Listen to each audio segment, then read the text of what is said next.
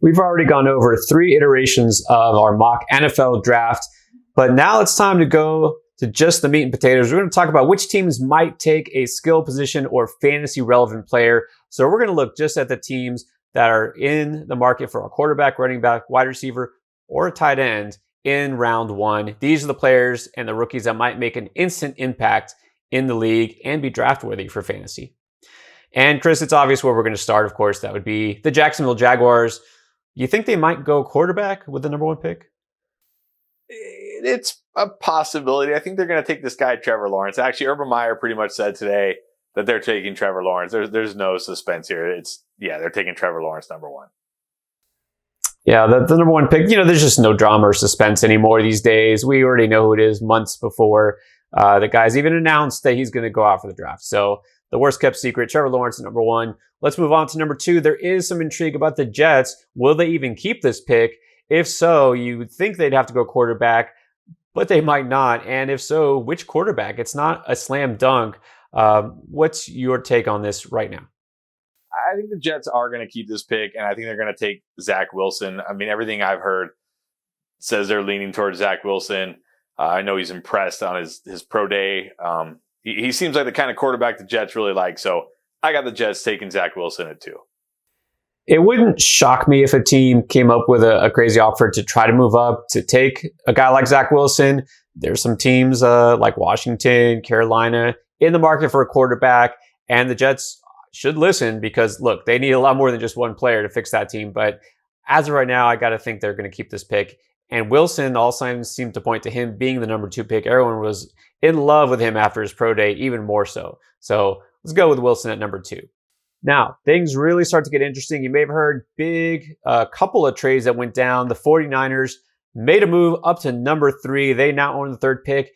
And you've got to think, well, there's only one reason you trade up in these days. It's to get a quarterback. Who's going to be left, and who do you think that Kyle Shanahan prefers? Yeah, this is the big mystery box of the draft right now, right? Everybody's trying to speculate here in maybe Mac Jones, maybe Trey Lance, maybe Justin Fields, but I think it's going to be Trey Lance. I think he fits the Shanahan offense, the Shanahan scheme the best. I think right now Shanahan is shooting for upside. He looks at Patrick Mahomes. He looks at that Super Bowl with Jimmy G, and he thinks we need upside. We need to shoot for the ceiling here. So I think the 49ers are going Trey Lance, but this is the pick that really we're all going to be, sitting on the edge of our seats waiting for on draft night. Yeah, and what's been said makes total sense. You've got to figure that they're happy with whoever lands them at number 3, knowing they didn't trade up to get the number 2 pick, but they've got to be interested in more than one quarterback prospect because they don't know who's going to be available for them. Could be Lance, could be Fields, and that's who I think the pick will be, assuming Wilson is number 2 pick. I think Justin Fields has shown that he should be one of the top quarterbacks taken. Trey Lance, a little bit too much of a wild card. Look, he's got the athletic ability, but the 49ers are a team that is ready, hypothetically, to contend now. They still have a really strong defense. If their offensive skill players can actually stay healthy, then they could just be a quarterback away from getting back to the Super Bowl. And I think Fields, coming in from a major program, Ohio State, leading his team through the playoffs, is going to be a guy who's more polished. So that's what I'm feeling right now. And of course, the team that moved down just to move back up is my team, the Dolphins. So look, they've already stockpiled picks for the future, which is nice, but they did want that number 6 pick for a reason. I've got to think it's to get one of those top wide receivers. Yeah, you got to think they looked at, maybe they have 1 or 2 or 3 wide receivers in mind, and they think, okay, this guy will be there at 6.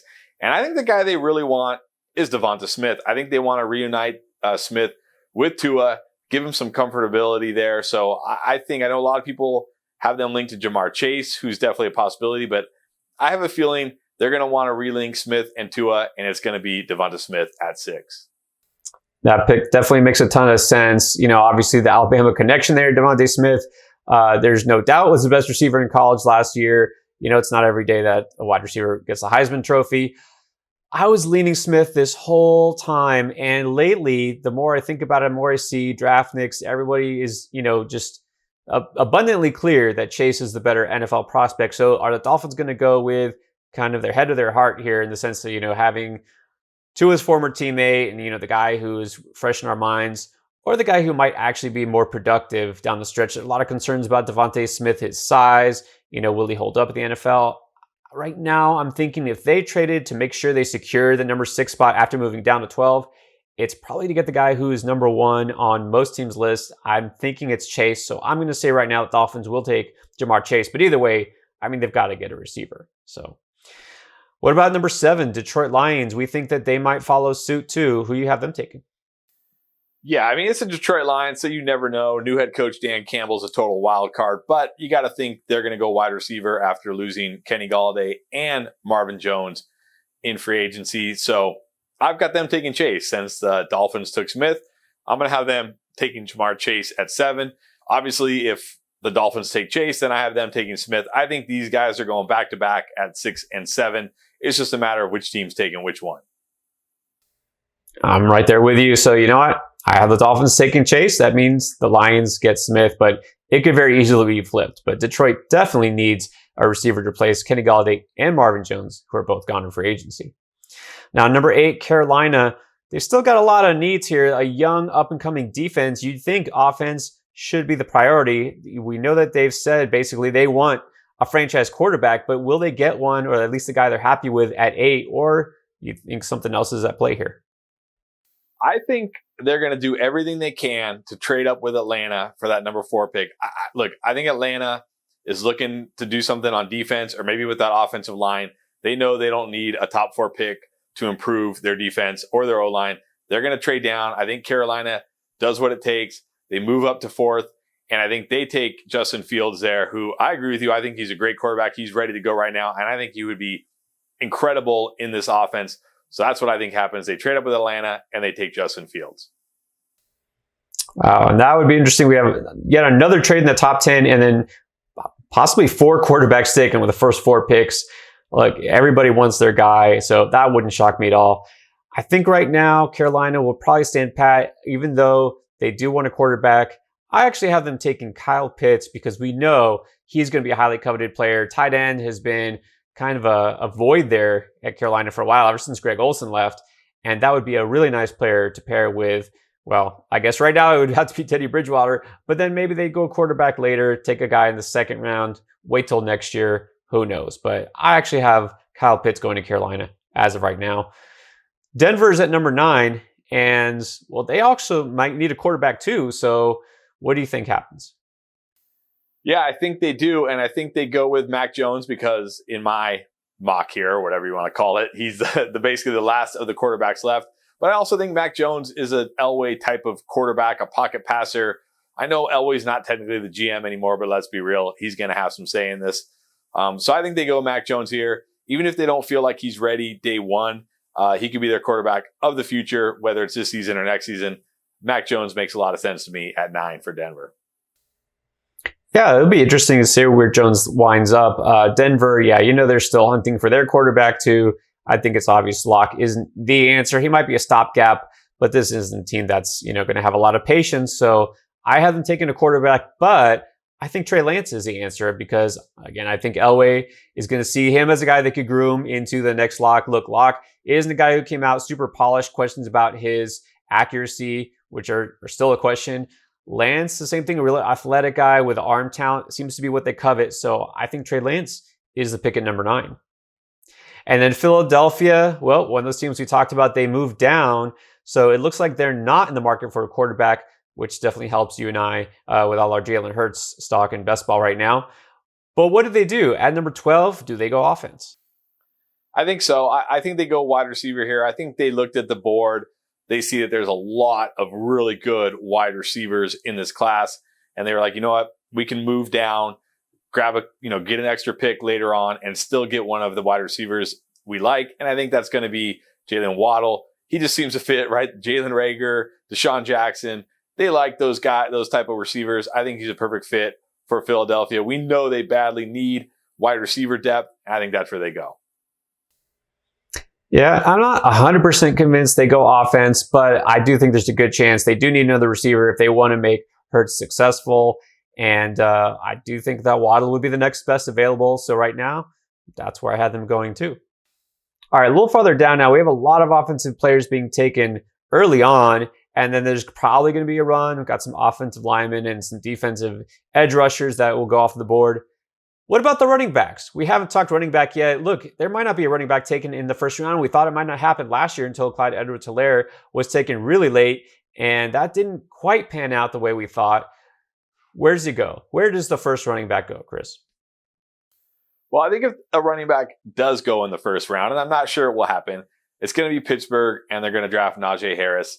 I mean, he's just a Pittsburgh running back, right? I mean, when you think about a Pittsburgh running back and you think about the rookies coming in, the first guy that pops in your mind is Najee Harris. So if a team's going to take a running back in the first round, I do think it will be Pittsburgh at 24, and it will be Harris.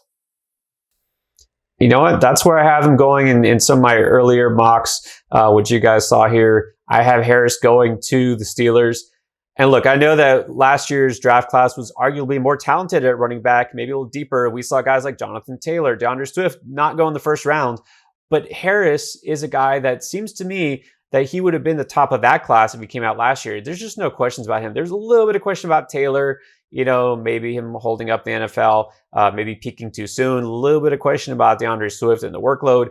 I don't see any questions about Harris. He's just a stud. And so I think he will go to the Steelers, which kind of need that running game to kind of keep Big Ben intact for that one final season. All right, let's move down now to Baltimore. Everybody wants to put a receiver in their laps. Do you think it happens?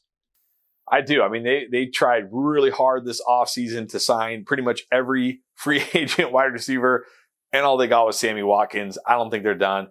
I think they are going to draft a wide receiver here. It's just a matter of which one. And really, I can't sit here and tell you I have a good feeling about this either way. I do feel like Smith or Chase are going to go Dolphins, Lions in some order. I don't have a good feeling about this, but I have them taking Terrace Marshall Jr., which would be really sad for me because I've been drafting a lot of him in best ball. I'm high on him going into the season, and that would really crush his fantasy value, but that's what I have him doing. Yeah, I mean, fantasy-wise, we really don't want one of these receivers going to Baltimore, but it's probably going to happen at some point. And I really hope this doesn't happen, but I think it might. My favorite wide receiver prospect in this class is Rashad Bateman. Just got the size-speed combination you want. Put the ball in his hands and let him do the rest. This is a guy who reminds me a lot of A.J. Brown. That's kind of what Baltimore needs. If he's still available, they're going to get him. I kind of hope he goes earlier to a team, well, any team besides the Jets. But I right now have him going to Baltimore.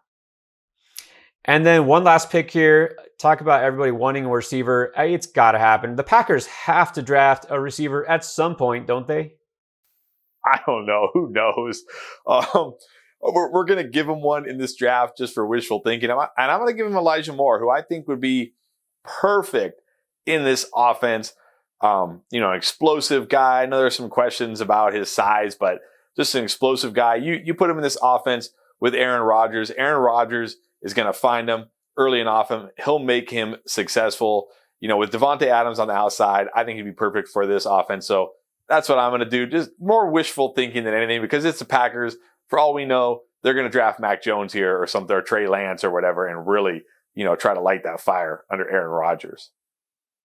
Oh, that you would have so many cheeseheads burning in the streets and season tickets getting shredded if that happened. Look, let's just say that Packers do go receiver, which they should. I love Elijah Moore, like you said, after Bateman and then maybe Jamar Chase. Elijah Moore is just kind of one of my favorite prospects. But the name that's really catching fire these days is Rondale Moore because of his insane vert and his athleticism. There are some issues with the hands at times, had the dropsies, but you know what? I don't think they care. They're looking for a playmaker, a guy who can help on special teams. So I feel like that's the direction they would go with Moore. Kind of an undersized, shifty guy, but they have enough size at receiver. That's what they need. So right now, Rondale Moore, and that would definitely boost his value for sure. All right, and then some other teams we didn't talk about. Atlanta, we don't see them going on offense, but maybe they will. Same thing with Washington. Maybe you agree with these picks or not. Let us know. Hit us up with a comment. Where do you feel like your team is going to go? Are they going to head toward the offensive side of the ball, or are they going to play it safe? Do you agree with our picks? Let us know. All right, and if you like this video, give us a thumbs up, and of course, hit that subscribe button if you haven't already. We appreciate it.